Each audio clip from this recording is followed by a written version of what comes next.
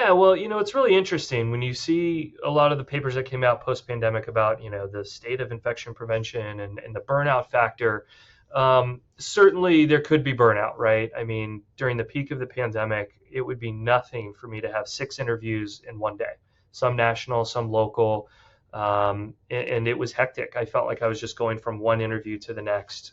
But, I did feel like I'm the expert, right? I'm supposed to be the one to know this stuff. And if I didn't do those things, people would suffer, right?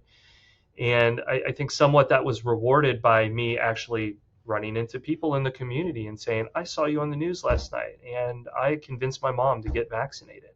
Or even some of our employees in the hospital, right? We have a very smart group of employees working here, but they fall prey to misinformation too. And so, one of our older ladies who works in our gift shop, I think she's closing in on 90, said, Chad, you're the reason I got vaccinated because I saw your interview. And then I pointed to the ladies in church and I said, I know him.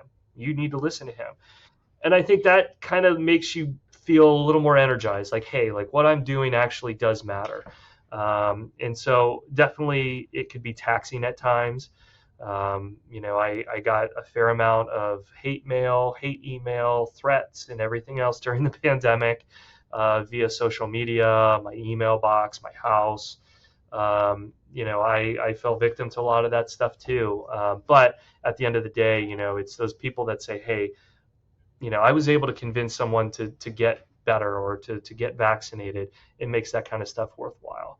Um, I think it continues, right? So I still get interview requests. Basically, any infectious disease that pops up in the news now, I get calls for it, right? So the leprosy in Central Florida that was recently, I got calls about that.